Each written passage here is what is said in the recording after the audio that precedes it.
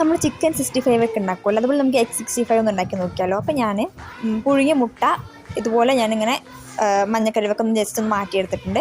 ഇനി വെള്ളക്കരുവ് ഇതുപോലെ ചെറുതാക്കി ഒന്ന് അരിഞ്ഞു കൊടുക്കുക. ഇനി അതിലേക്ക് നമുക്ക് ഉപ്പ്, മുളക് പൊടി, മല്ലിപ്പൊടി, മഞ്ഞൾപ്പൊടി, പിന്നെ അതിലേക്ക് കുറച്ച് പച്ചമുളക് കേട്ടോ, എരിവിനനുസരിച്ച്, പിന്നെ ജിഞ്ചർ ഗാർലിക് പേസ്റ്റ്, പിന്നെ കടലമാവ്, പിന്നെ നമ്മുടെ മുട്ടയുടെ മഞ്ഞക്കരുവ്, ഇതെല്ലാം കൂടി ഇട്ട് കൊടുത്തിട്ട് നല്ലതുപോലെ ഒന്ന് മിക്സ് ആക്കി കൊടുക്കുക കേട്ടോ. നല്ലതുപോലെ മിക്സ് ആക്കി കൊടുക്കുക. പിന്നെ ഞാനൊരു ബൗളിലേക്ക് ഇതുപോലെ മുട്ടയുടെ മഞ്ഞക്കരുവ് പൊട്ടിച്ചൊഴിച്ചിട്ടുണ്ട്. അതും കൂടെ നമുക്കിതിൽ മിക്സ് ആക്കി കൊടുത്തതിന് ശേഷം നമ്മുടെ മല്ലിയിലയും കൂടി ഇട്ട് കൊടുക്കുക കേട്ടോ. എന്നിട്ട് നല്ലതുപോലെ ഒന്ന് മിക്സ് ആക്കി എടുത്തിട്ട് നമ്മൾ എണ്ണയിലിട്ട് നല്ലതുപോലെ ഒന്ന് വറുത്ത് മുരിച്ചെടുക്കുക കേട്ടോ.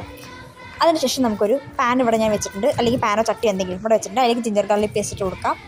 ശേഷം നമുക്കതിലേക്ക് സവാള കേട്ടോ, ചെറുതാക്കി അരിഞ്ഞ് സവാള ഇട്ട് കൊടുക്കാം. പിന്നെ ഉപ്പ്, പിന്നെ അതിലേക്ക് ക്യാപ്സിക്കം, പിന്നെ ടൊമാറ്റോ സോസ് എല്ലാം കൂടി ഇട്ടിട്ട് നല്ലതുപോലെ മിക്സ് ആക്കി കൊടുത്തതിന് ശേഷം കുറച്ച് സോയാ സോസും പിന്നെ കുറച്ച് ചട്നി കൂടി ഇട്ട് കൊടുത്തിട്ടുണ്ട് കേട്ടോ. പിന്നെ നമുക്ക് എഗ് 65 കൂടി ഇട്ട് കൊടുക്കാം കേട്ടോ. അപ്പോൾ എത്ര റെസിപ്പി എല്ലാവരും ലൈക്ക് ചെയ്യുക, ഷെയർ ചെയ്യുക, സബ്സ്ക്രൈബ് ചെയ്യുക. താങ്ക്